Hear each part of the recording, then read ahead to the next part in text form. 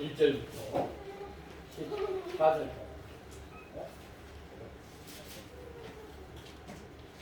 창세기 43장 1절부터 14절 말씀을 교독하시겠습니다.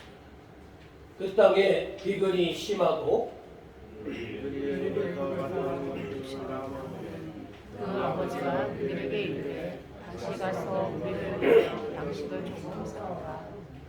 유다가 아버지에게 말하여 이르되 그 사람이 우리에게 엄히 경고하여 이르되 너희 아우가 너희와 함께 오지 아니하면 너희가 내 얼굴을 보지 못하리라 하였으니 아버지께서 우리 아우를 우리와 함께 보내시면 우리가 내려가서 아버지를 위하여 양식을 사려니와 아버지께서 만일 그를 보내지 아니하시면 우리는 내려가지 아니하리니 그 사람이 우리에게 말하기를 너희의 아우가 너희와 함께 오지 아니하면 너희가 내 얼굴을 보지 못하리라 하였음이니이다.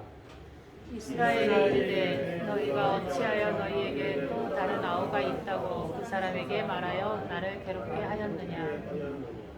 그들이 이르되 그 사람이 우리와 우리의 친족에 대하여 자세히 질문하여 이르기를 너희 아버지가 아직 살아계시느냐 너희에게 아우가 있느냐 하기로 그 묻는 말에 따라 그에게 대답한 것이니 그가 너희의 아우를 데리고 내려오라 할 줄을 우리가 어찌 알았으리이까. 유다가 그의 아버지 이스라엘에게 이르되 저 아이를 나와 함께 보내시면 우리가 곧 가리니 그러면 우리와 아버지와 우리 어린 아이들이 다 살고 죽지 아니하리이다. 내가 그를 위하여 담보가 되오리니 아버지께서 내 손에서 그를 찾으소서. 내가 만일 그를 아버지께 데려다가 아버지 앞에 두지 아니하면 내가 영원히 죄를 지리이다. 우리가 자취하지 아니하였더라면 벌써 2번 갔다 왔으리이다. 그들의 아버지 이스라엘이 그들에게 이르되 그러할진대 이렇게 하라. 너희는 이 땅의 아름다운 소산을 그릇에 담아가지고 내려가서 그 사람에게 예물로 드릴지니 곧 유향 조금과 꿀 조금과 향품과 보약과 유향나무 열매와 감복숭아이니라. 너희 손에 갑절의 돈을 가지고 너희 자루 안기에 도로 넣어져 있던 그 돈을 다시 가지고 가라. 혹 잘못이 있었을까 두렵도다. 내 아우도 데리고 떠나 다시 그 사람에게로 가라. 전능하신 하나님께서 그 사람 앞에서 너희에게 은혜를 베푸사 그 사람으로 너희 형제와 베냐민을 돌려보내게 하시기를 원하노라. 내가 자식을 잃게 되면 이르리라. 아멘. 우리 함께 인사 나누겠습니다. 샬롬. 이 한 주간 동안에 여러분들이 많은 일들이 있었는데 또 저희 교회는 작은 교회고 그러다 보니까 우리 김명래 권사님의 장례 예식에 여러분들이 다 같이 한 식구 한 마음으로 돼서 참여해 주신 것에 대해서 다시 한번 감사를 드립니다. 우리 장례 예식의 모든 예배를 통해서 우리가 다시 한번 생각해 보지만 우리의 인생이 영원할 것 같지만 영원하지 않다는 것, 긴 것 같지만 짧다는 것을 우리가 생각하면서 여러분 거듭거듭 여러분에게 당부의 말씀을 드리는 것은 여러분 이 땅에서 우리는 하늘나라 영원한 하나님 나라에 가는 것이 소망인데 그 소망을 가진 분들이라면 반드시 명심해야 될 것이 있어요. 여러분 지금 여기 현대적 삶이 중요하다는 사실을 여러분 다시 한번 기억하시고 여러분 작은 것에 흔들리지 마시고 유혹당하지 마시고 여러분이 하실 수 있는 것은 어떤 큰 풍파가 이르고 어떤 사람이 유혹해도 변함없는 헌신과 충성 하나님을 내가 뜨겁게 사랑합니다. 이 고백으로 여러분 살아가시길 바랍니다. 그러면요 우리 인생이 어쩌면 긴 것 같지만 그 마음으로 변함없이 살아가다 보면 우리는 언젠가 또 하나님의 부르심을 받을 때가 있는 것이고 또 하나님 곁에 섰을 때 우리는 덜 부끄러운 모습으로 또 하나님께서 너 수고했다. 너무 착하고 충성된 종이구나. 하나님의 위로를 여러분 받으실 겁니다.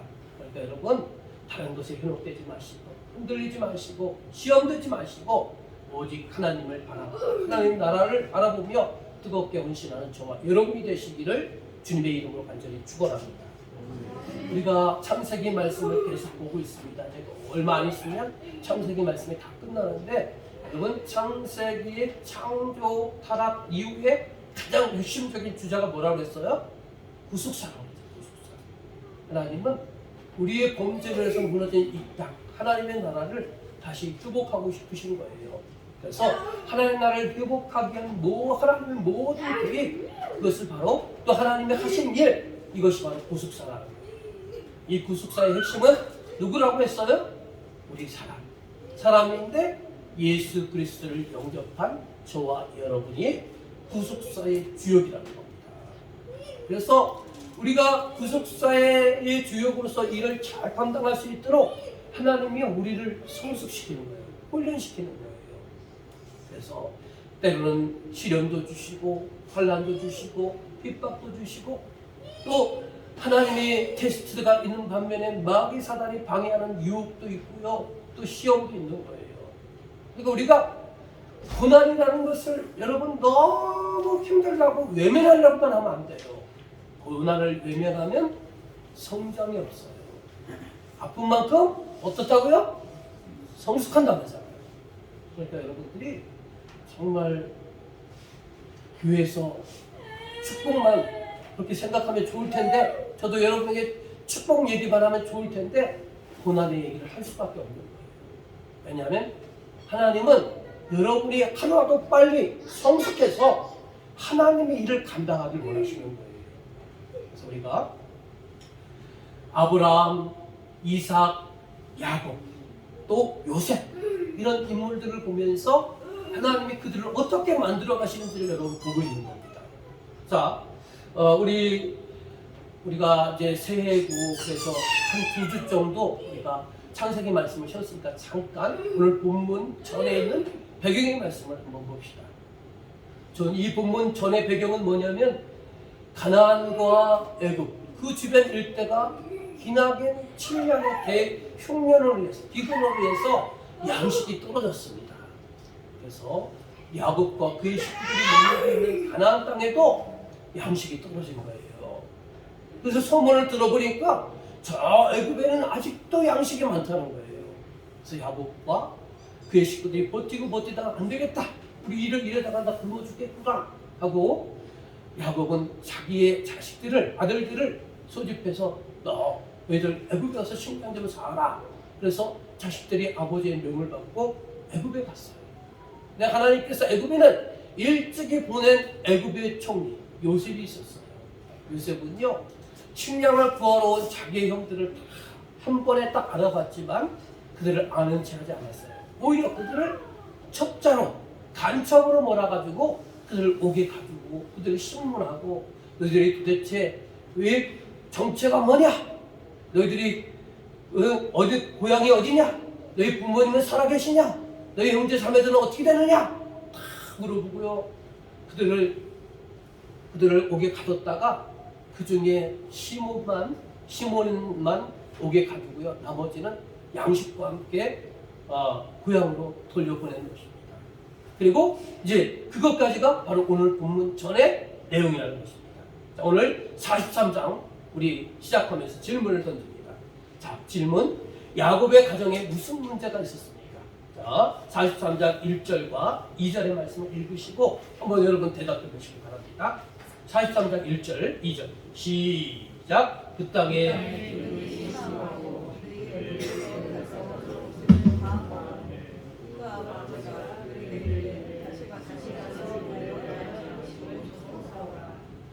예, 야곱의 가정에 무슨 문제가 있었어요?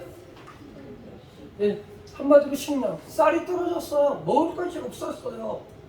예, 그리고 그 양식을 구하려면 다시 애굽으로 내려가야 됐던 거예요. 자, 그럼 다음 질문을 봅시다. 야곱의 가정이 애굽의 식량을 얻기 위해서 필수적으로 데려가야 할 사람은 누구입니까? 자, 봅시다. 3절 읽어보겠습니다. 시작. 유다가 아버지에게 말하여 이르되 그 사람이 우리에게 엄히 경고하여 이르되 너희 영혼이 너희와 오지 아니하면 너희가 내 얼굴을 보지 못하리라 하였습니다. 예, 누구를 데려가야 됐어요? 예, 너희의 아우라고 했는데 여기 보면 누구냐면 베냐민이에요. 베냐민을 데려가야 돼요. 왜냐면 전에 식량을 사러 갔을 때 그들은 간첩으로 몰렸고 또 너희들이 간첩이 아니라는 걸 증거로 나타나기 위해서 너희들이 다시 식량을 사러 올 때는 반드시 너희의 막내 아들이 막내 동생인 베냐민을 데려오라는 조건부를 달았던 거예요. 그렇죠? 그렇기 때문에 이들이 애굽에서 식량을 다시 애굽으로 식량을 다시 살아가려면 반드시 베냐민을 데려가야 했던 것입니다. 그러나 야곱에게 있어서 이 베냐민은요 내려놓을 수 없는 큰 숙제였습니다. 왜냐하면 이 야곱은요 4명의 아내가 있었지만 그 중에 제일 좋아하고 사랑했던 아내가 있었어요. 그 아내가 누구였느냐면 나엘이었어요. 근데 그 나엘은 2 아들을 낳았어요. 첫째 아들이 누구냐면 요셉이었고요. 그 둘째자 맨 막내 야곱의 12아들 중에 맨 막내 베냐민을 낳았고요. 얼마 안 있다가 나면서 죽었어요. 그러니까 야곱은 어떻게 했느냐면 나엘을 뜨겁게 사랑했고 정말 끈질기게 사랑했는데 그 나엘을 하나님이 데려가셨어요. 그리고 나서 나엘에 대한 사랑을 누구에게 그 관심을 사랑을 줬느냐면 나엘과 자기 사이에 낳은 요셉을 애지중지했잖아요. 그래서 요셉을 다른 형제들보다 특별하게 귀한 색동옷을 입혔다고 했잖아요. 그렇게 요셉을 사랑했어요. 그런데 요셉은 형들의 시기를 사가지고 미디안 상대에 팔려가 애굽의 노예가 됐잖아요. 그리고 아버지에게 뭐라고 말했어요? 요셉이 들짐승에 물려 죽은 것 같습니다. 여기 피 묻은 요셉의 옷이 있지 않습니까? 확인해 보세요 하면서 아버지에게 보여주는 거예요. 그래서 이 야곱은요 이 요셉을 잃어버린 슬픔 속에 고통 속에 살다가 그 마음을 달래기 위해서 누구가 있느냐? 나엘과 자기 사이에 낳은 마지막 아들 베냐민을요 붙들고 의지하며 사는 거예요.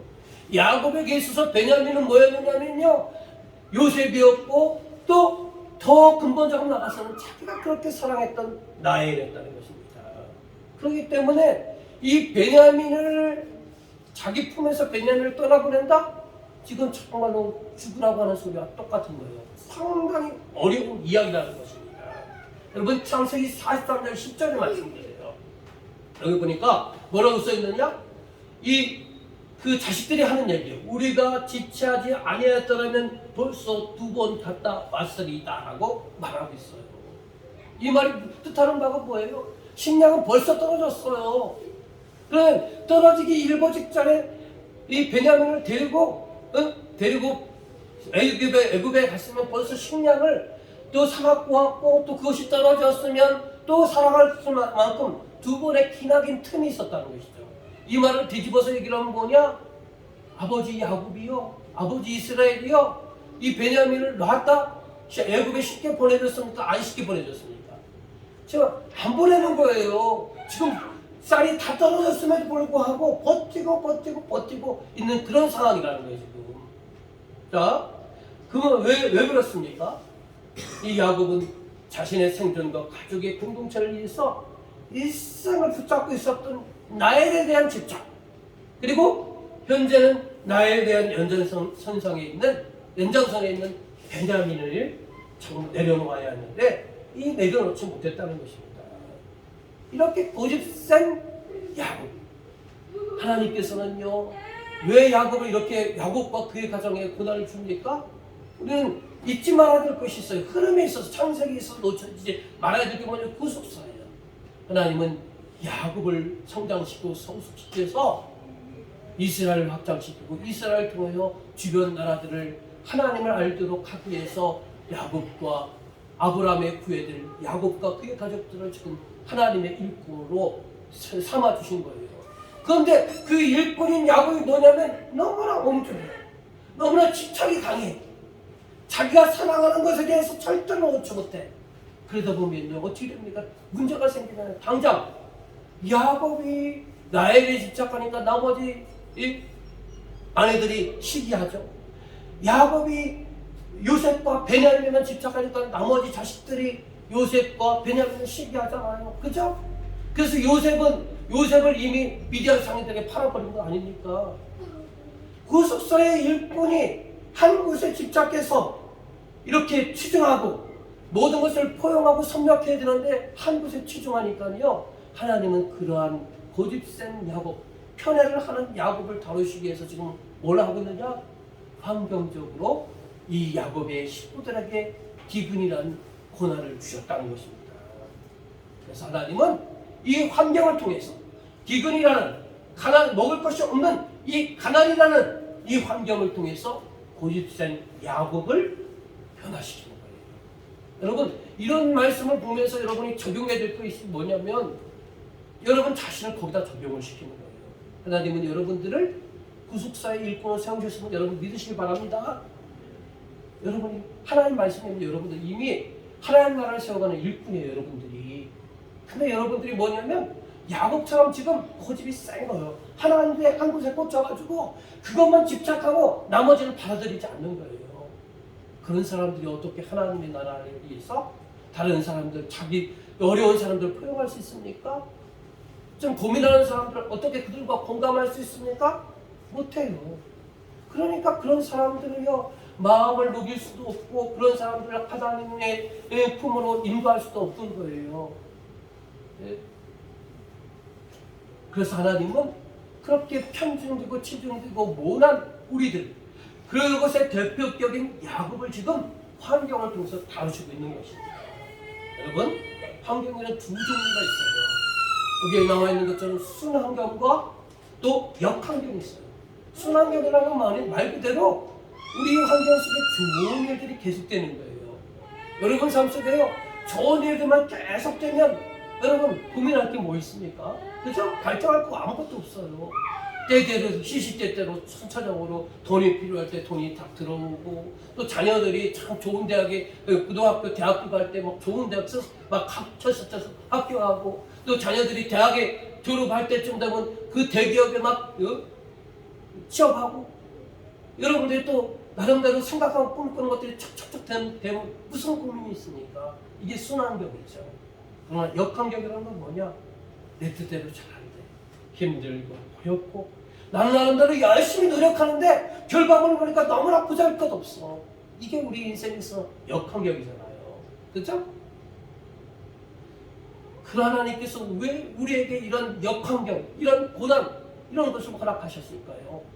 그건 여러분, 나를 깨트리는 작업이라는 거예요. 하나님께서 나를 깨트리는 거예요. 내가 고집세고 편협되고 잘못되고 왜곡된 나를 깨트리기 위해서 하나님은 환경을, 고난의 환경을 허락하신다는 것입니다. 그런데 여러분, 성경을 보면요, 고난의 환경이 우리 인간을 망가뜨리지 않는다는 거예요. 우리는 반대로 생각하잖아요. 고난의 환경, 이런 정말 가난한 가정이라는 환경, 또 나를 배려하지 않는 배우자라는 그 환경, 나를 이해 못하는 그 친구들의 환경, 학교, 이것 때문에 내가 성장하지 못했고, 내가 이것 때문에 행복하지 못했고, 이것 때문에 내가 출세하지 못했다고 늘 불평과 원망과 남의 탓만 하고 있지 않습니까? 여러분, 이스라엘 성경에 기록된 이스라엘 역사를 보세요. 이스라엘 백성들이 애굽에서 나와서 광야 생활 40년 했다는 거 여러분 잘 알고 계시죠? 광야에 그들이 광야 40년 동안 생활하면서 그 사람들이 환경 때문에 죽었습니까? 안 죽었습니까? 자 보세요. 그 광야 때 그들을 보니까 광야 40년 할 때 그 광야는요, 먹을 것이 많지가 않았어요. 거의 없다시피 했어요. 그런데 그 이스라엘 백성들이 광야 40년 생활하면서 굶어 죽었다는 이야기는 나오지 않는 거예요. 그 광야는 척박한 환경, 물이 귀한 환경이잖아요. 그런데 200여 만 명이라는 그런 엄청난 이스라엘의 숫자들이 40년 광야 생활하면서 목말라 죽었다는 그런 이야기는 없어요. 또 그 광야가 얼마나 허벌판이고 민둥산 같은 그런 곳이잖아요. 그런 곳에서 이런 이스라엘 백성들이 길을 못 찾아서 광야에서 헤매다 죽은 것이 아니라는 거예요. 왜냐하면 이들은요, 광야 속에서 음식이 없지만 하나님이 내려주시는 만나로, 또 물이 없지만 하나님께서 때를 따라 엘림의 그 우물을 만나게 하시고 반석을 쳐서 산물이 나게 하시고 그런 하나님의 적당하게 공급하시는 그런 물을 통해서 그들이 척박한 환경인 광야에서 그들이 목말라 죽지 않았다는 것이죠. 또는 거기가 거긴 것 같은 그런 광야 같은 환경 속에서 이미 이스라엘의 지도자로 세우기 위해서 하나님은 40년의 광야 훈련을 시킨 모세를 통해서 그들이 광야에서 길을 못 찾아 방황하고 헤매다 죽었다는 사람이 나와 있지 않다는 것입니다. 그렇기 때문에 이런 것을 봤을 때 환경이 고달프고 힘들지만 환경이 우리를 망하게 하는 것이 아니라는 사실을 여러분 아셔야 되는 겁니다. 그렇다면 정말로 진짜로 우리를 망하게 하는 것이 무엇이냐는 것을 여러분 생각해 보세요. 무엇이 우리를 망하게 합니까? 여기 주보에 나와 있는 대로 왜곡된 마음이 우리를 망하게 하는 거예요. 왜곡된 마음. 여러분 배우자와의 관계 속에서 생활하다 보면 때로는 크고 작은 갈등들이 있죠. 그리고 그 갈등들이 나를 스트레스 받게 하고요.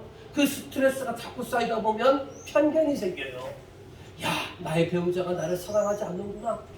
그러면서 상대방 배우자가 때로는 실수해도 자기에게 사랑으로 배려로 뭔가 선물을 하고 다가와도요. 거기에서 감동했어요. 이 선물 주지만 네가 나를 사랑하냐? 그냥 너 나한테 그냥 마지못해 그냥 밥 얻어먹고 살기 위해서 선물 주는 거지? 이러면서요. 그 선물, 그 마음에 대해서 감동이 없는 거예요. 왜냐하면 이미 여러 가지 크고 작은 갈등 때문에 배우자에 대한 편견이 생긴 거예요. 그리고 부부는요 어떻게 되냐? 그런 편견을 가지고 평생을 사는 거예요. 사실은 그렇지 않잖아요. 부부는 여러분들은 어떻게 시작했습니까? 하여튼 사랑으로 시작했고 또 사랑으로 시작해 끊임없이 배려하고 도와주겠다고 그렇게 하나님 앞에 선서하고 여러분 결혼 생활을 하는 걸 알겠습니까? 그런데 그 배우자가 소홀하게 했던 그 한두 가지 때문에 편견이 생겼고 그 편견 때문에 평생 그 편견이 나를 사로잡아서 배우자와 좋은 관계를 살지 않아요. 늘 함께 살지만 함께 한 입을 덮지만 함께 밥을 먹지만 누구와의 동침? 적과의 동침으로 살고 있는 거예요. 왜 그렇습니까? 무엇이 문제입니까? 물론 그 시작은 배우자의 실수와 잘못 때문에 있을 수 있겠지만 가장 궁극적으로 따지는 건 뭐냐? 나의 편견, 나의 잘못된 생각, 나의 집착 그것이 문제였다는 거예요. 그것이 배우자의 관계, 뒤틀린 관계 속에서 불행 속에서 이혼은 못하고 그냥 살아가도록 만들어버렸다는 거예요. 문제는 배우자에게 있는 것이 아니고 문제는 나에게 있다는 사실을 여러분 아셔야 되는 것입니다. 그리고 우리가 살다 보면 때로는 상대방이 나를 100% 이해하지 못할 때가 있어요. 있을까요? 없을까요? 살다 보면 그런 일들이 많이 있어요. 그런데 우리가 잘못 생각하고 착각해서 다른 사람들이 나를 무시하며 이런 생각에 휩싸여가지고요. 그렇게 평생을 살아가면요. 얼마나 그 인생이 불행하고 그 인생이 얼마나 정말로 안타깝고 삐딱한 그런 삶을 사는 것이 얼마나 불행한 삶입니까? 그러니까 여러분 잘 보세요. 환경이 나를 망가뜨리는 게 아니고 나의 잘못된 생각, 잘못된 마음가짐 그런 것들이요. 나를 힘들게 하고 나를 망가뜨린다는 사실을 여러분이 아셔야 되는 거예요. 우리는 살다 보면 어떤 일을 하다 보면 실패할 수 있어요. 그리고 실패가 그 실수가 한 번에 그 거듭된 실수, 거듭된 실패를 할 수가 있어요. 그러다 보면 내 마음속에 뭐가 사로잡느냐? 나는 할 수 없구나. 나는 무능력하구나. 이렇게 스스로를 자신을요 억압하고 스스로 가두어서 마음에 병이 생겨가지고 무능력이라는 병이 생겨가지고 평생을 그렇게 살아가는 거예요. 그러니까 모든 일을 시작할 때 주저주저 하는 거예요. 또 남이 시킬까봐 얼른 외면하는 거예요. 왜? 내가 일하면 반드시 실수하거든. 그런 강한 생각이 나를 잡고 있고요. 그 강한 마음이, 그 강한 생각이 내 마음을 휘어잡고 있어서요. 내 스스로, 내 안에 있는 능력을 스스로 제한시키는 거예요. 무엇이 망하게 하는 겁니까? 내가 우리 집안이 가난해서 나를 망가뜨리는 겁니까?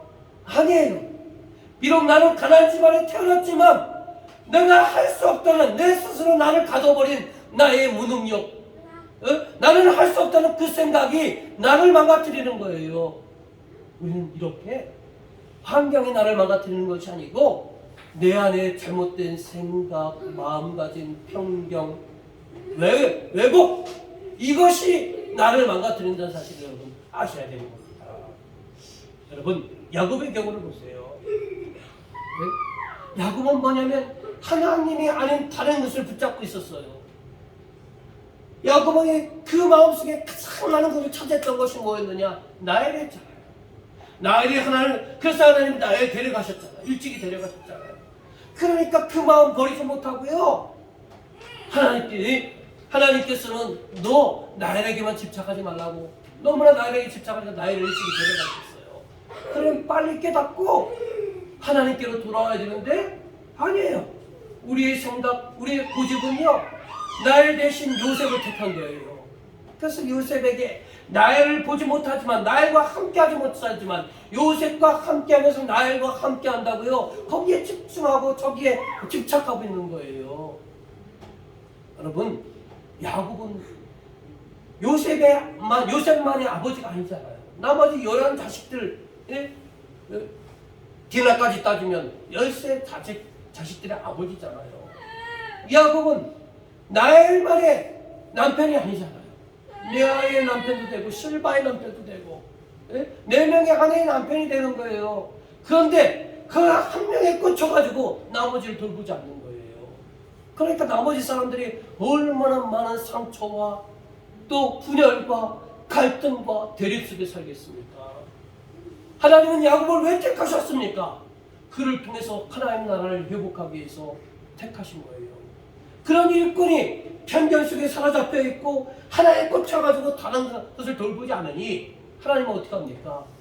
그가 잘못된 것을 집착하는 그것들을요 고도하시는 거예요. 그것들을 내려놓도록 환경에 고난을 주시는 거예요. 네? 그럴 때 우리가 이런 것을 하나님은 이런 환경을 통해서 우리가 잘못된 사고들을, 잘못된 집착들을, 잘못된 곳에 열심을 내는 것들에 대해서 하나 둘 내려놓도록 하신다는 거예요. 그러니까 여러분들이 어려움을 당할 때 빨리 깨달아야 돼요. 아, 이건 하나님께서 뭔가 사인이구나. 하나님께서 뭔가 내려놓는 사인이구나 생각하고요. 하나님께 내가 깨닫지 못하면 기도하면서 하나님 이 고난해 주시는 의미가 뭡니까? 무엇을 도대체 깨닫게 하시려고 나에게 이런 시련과 환난을 주셨습니까? 끊임없이 하나님께 묻고 간구해야 되는 거예요. 네? 그리고 하나님께서 깨달음을 주시면 그것들을 내려놔야 되는 거예요. 네? 그러면서 또 이렇게 하나님께 간구하는 하나님 고난이 아니고 그냥 말로 합시다. 말로. 하나님 말로 합시다. 이렇게 또 기도할 수 있어야 되는 거예요. 자 그러면 하나님께서 이렇게 말씀하신다는 거예요. 내가 말로 할 때 들었느냐?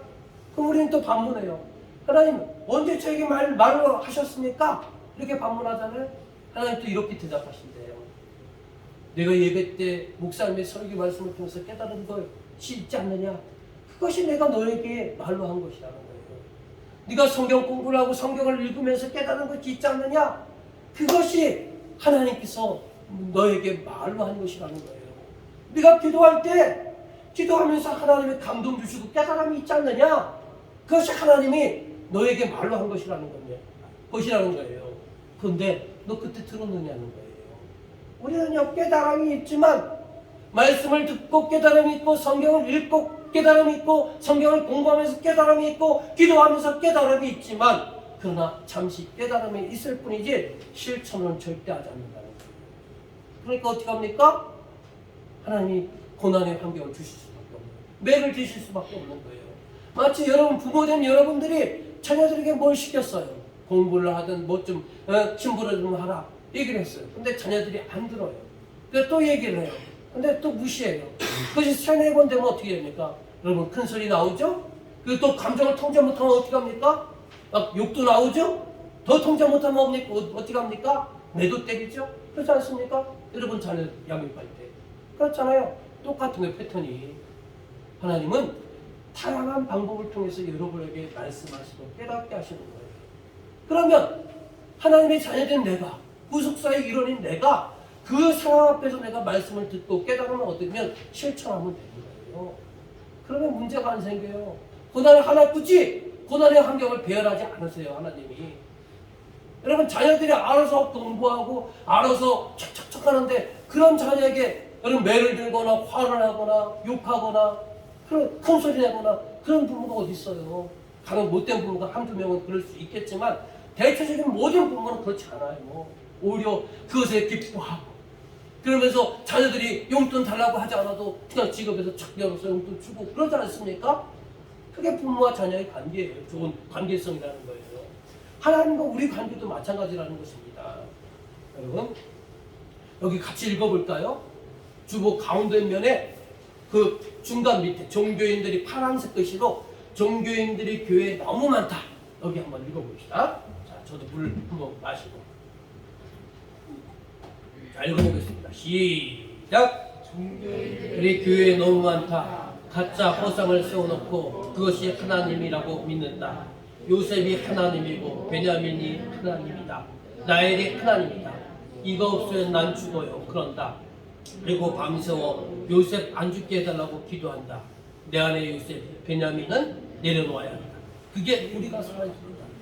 여러분, 우리가 하나님은 전지전능하시고 인류만 인간의 생사학을 주관하신 살아계신 하나님을 믿고 있는데 우리의 진짜 신앙생활은 뭐냐? 종교인과 똑같다는 거예요. 종교인이라는 건 뭐냐? 살아있는 하나님을 믿는 게 아니에요. 자기 신념을 믿는 거예요. 그래서 보세요. 우리가 신앙생활을 보세요. 어떤 사람들은 자기가 정말 자기 자신의 병을 위해서든 또한 자기가 가까운 사람들의 병을 위해서 병 고침을 위해서 꾸준히 기도를 했어요. 근데 자기 하나님께 기도를 안 들어주셔서 병이 안 났어요. 그러면 하나님 살아계신 거예요? 안 살아계신 거예요? 안 고쳐져도 하나님은 살아계신 거예요. 그 질병이 치료 안 돼도 거기에 맞는 하나님의 뜻이 있는 거예요. 그런데 우리는 뭐냐? 내 기도가 뭐냐? 하나님, 내가 하나님 믿는 것은 병을 고쳐줘야 되는 거예요. 병을 고쳐주면 하나님이 계신 거고 살아계신 거고 하나님 전능하신 건데 병을 안 고쳐주면 내 생각과 틀리면 하나님 안 계신 거예요. 그게 뭐냐? 종교인이라는 거예요. 하나님의 말씀을 믿고 하나님의 뜻을 믿어야 되는데 자기의 신념, 자기의 생각, 자기의 감정을 하나님께 대입해서 결국은 하나님을 이용해서 자기 생각을 믿고 하나님을 이용해서 자기 감정을 믿고 자기 뜻을 믿는 거예요. 여러분, 미안하지만 신앙, 우리가 살아계신 하나님을 믿는다면 하나님 말씀을 순종하는 게 참된 신앙이에요. 그런데 우리는 하나님을 믿는다고 하면서도 말씀은 제껴두고요. 자기 생각, 자기 감정, 자기 뜻, 자기 기호, 자기 생각, 이것이 이루어지는 것이 신앙생활이라고 생각을 해요. 하나님을 믿는 거라고 생각해요. 근데 그런 것은 종교인이라는 거예요. 종교라는 거예요.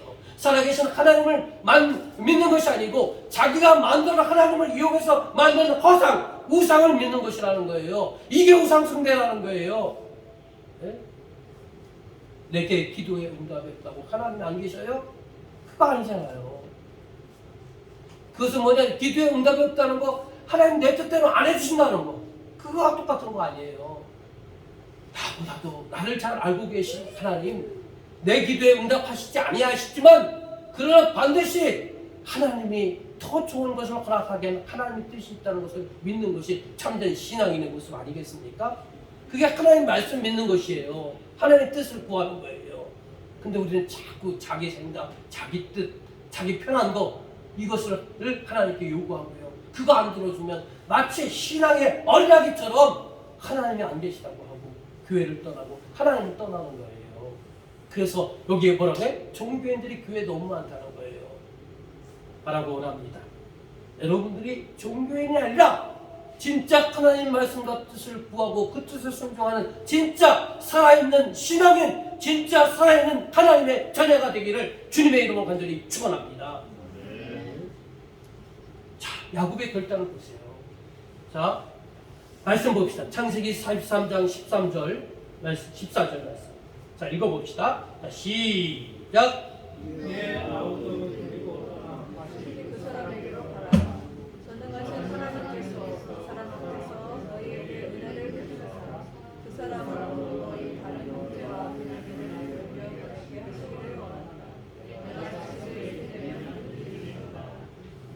예, 여기 보세요. 하나님 특히 기뻐하시는 말이 있잖아요. 그렇게 고집센 야곱. 나일을 내려놓지 못했고, 나일을 죽으니까 요셉을 붙들었고, 요셉을 애굽의 노예로 팔고, 자식들이 팔아가니까 베냐민을 붙잡았잖아요. 그렇게 집착 강하고 고집셌잖아요. 근데 하나님은 어떻게 합니까? 기근이라는 환경으로 그를 다루셔요. 그러니까 그 가난한 배고픔 앞에서 이제 어떻게 합니까? 야곱이 두 손 드는 거예요. 자, 레아하고 베냐민 데려가라는 거예요. 그러면서 하는 고백을 보세요. 밑주신 거 보세요. 14절에 하나님께서 내게 은혜를 베풀어 주셔서 비록 내가 하나님께 맡겨서 베냐민 보내지만 은혜 베푸셔서 베냐민도 무사히 돌아올 것이고 너희 형제들도 무사히 돌아올 것이고 식량도 다 하나님이 보내줄 걸 내가 믿는다는 거예요. 전에는 내가 베냐민에 집착해서 배고파도 오늘 굶어도 베냐민을 내려보내지 못했지만 이제 하나님께 맡기고 내려보낸다는 거예요. 그러면서 맨 마지막에 내가 자식을 잃으면 잃으리로다. 여러분, 전에 야곱은 절대로 이런 고백을 할 수 없는 사람이에요. 근데 하나님은 이 가난이라는 환경, 기근이라는 환경을 통해서 고집센 야곱을 어떻게 하고 있어요? 변화시켜 주는 거예요. 그래서 여러분, 얼마나 이런 내가 자식을 잃게 되면 잃으리라, 이 고백을 하나님은 얼마나 듣길 원하셨어요. 그러니까 고집세고 자기 생각에 갇혀있는 그 야곱, 하나님 택하셔서 하나님 나라를 일꾼으로 사용하시려고 하는데 자기에 집착돼 있잖아요. 근데 그걸 내려놓는다는 거예요. 얼마나 기쁩니까? 하나님이 고대하던 대답이었다는 겁니다. 여러분, 여러분 아무리 귀하더라도 자기 목숨보다 귀한 게 어디 있습니까? 신앙보다 하나님보다 소중한 게 어디 있습니까? 우리가 지난 한 주간에 우리 김명희 원사님이 초청하셔서 우리가 장례 절차를 했지만, 여러분, 우리 인간의 한계는 분명히 있다는 사실을 여러분 아셔야 되는 거예요. 여러분이 귀하게 소중하는 그 물질, 귀하게 소중하게 생각하는 여러분의 자녀, 반드시 한계가 있어요. 저 영혼까지 같이 데리고 가는 게 아니에요. 영혼까지 여러분 물질 갖고 가는 거 아니에요. 그런 거 생각할 때 여러분 물질보다 하나님 더 귀한 거잖아요. 여러분의 취미생활 귀하죠. 네? 그러면서 여러분의 존재감을 드러낼 수 있으니까. 그러나 취미생활보다도 여러분 하나님을 믿고 의지하고 섬기고 예배하는 신앙이 더 귀하다는 사실을 알아야 되는 거예요. 자, 세 번째 면에 우리 같이 읽어봅시다. 빨간 글씨에. 자, 시작. 애착, 집착, 현애, 이기주의, 편견, 비난, 정죄, 탐욕, 시기, 질투, 모함, 이런 것들을 처리하게 하여 강야 훈련이 있습니다. 사람은 죽을 이기에 가서야 비로소 자기를 내려놓습니다. 어차피 붙잡고 갈 수도 없는 것들인데 영원한 세계에서 보면 인생 별거 없습니다. 여러분, 자기를 내려놓고 생명의 그냥 잡은 것입니다. 네? 여러분, 이런 것들이 근데 사실은 애착, 집착, 편애, 이기주의, 편견, 비난, 정죄, 탐욕, 시기, 질투, 이런 것들이 우리를 붙잡고 있는 거예요. 예? 각 사람마다 다양한 모습을 이렇게 붙들고 있어서 그것이 전부 그냥 붙들고 있다는 거예요. 그래서 우리가 하나님의 사람들은요, 부드럽고 유하고 포용력이 있어야 되는데 이런 것들이 우리의 마음을 확 사로잡고 있어서요, 우리가 다른 사람 배려하지 못하고 다른 사람이 슬픔 당했을 때 함께 눈물 흘리고 함께 애통하는 그런 사람이 하나님의 사람인데, 우리가 이런 다양한 것들에 마음이 사로잡혀서 슬픔을 당한 사람을 봐도 눈물 흘리지 않아요.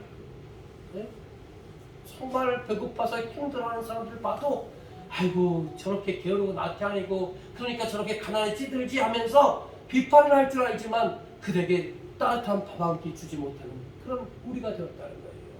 그렇게 병든 우리가 어떻게 하나님 나라의 구속사를 감당할 수 있습니까? 감당할 수 없는 거예요. 그러니까 하나님께서는 여러 가지 고난의 환경을 통해서 내가 집착하고 있는 것들을요, 하나둘 깨뜨리게 만들어 버리시다는 것입니다. 여러분, 여러분이 집착하는 거 별거 없는 거예요. 자, 마지막 우리 형제들의 성숙을 봅시다. 질문. 자, 요셉이 베냐민에게 준 음식은 얼마큼 있었으며 이에 대한 형제들의 반응은 어떻습니까? 이제 배경은 뭐냐? 이제 야곱의 허락에 의해서 베냐민과 그의 형들이 애굽으로 내려서 식량을 구하러 간 거예요. 그리고 요셉과 애굽의 총리인 요셉과 조우했고요. 요셉이 그의 형제들을 보고 너무 반가워서 자기 집에 초대를 해서 이제 같이 식사하는 자리예요. 근데 보세요. 자, 말씀 봅시다. 창세기 43장 34절. 자, 시작. 요셉이 자기 음식을 그들에게 주되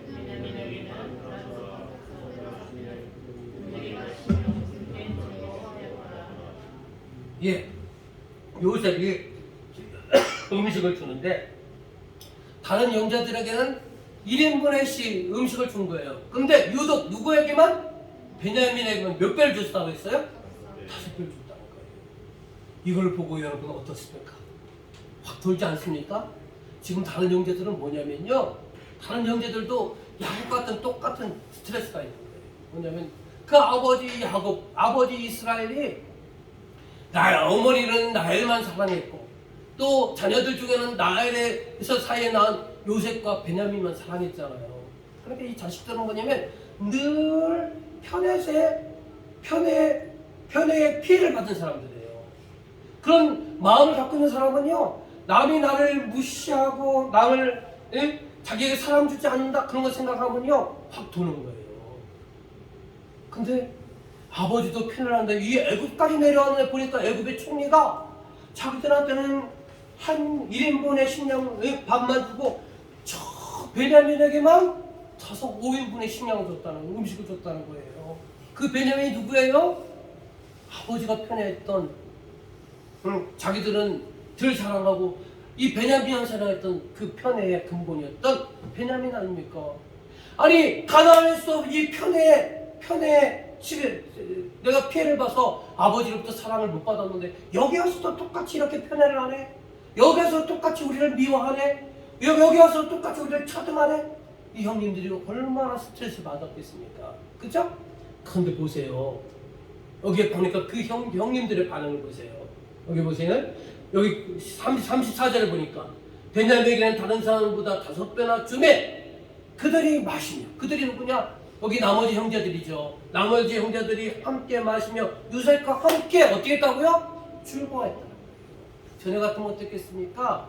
그 편애 때문에, 그 차당 때문에 열받고 속상해서 함께 마지못해 식사하고 내가 식량을 얻어야 되기 때문에 어쩔 수 없이 요셉의 비유를 마치지만 즐거워할 수 없는 거예요.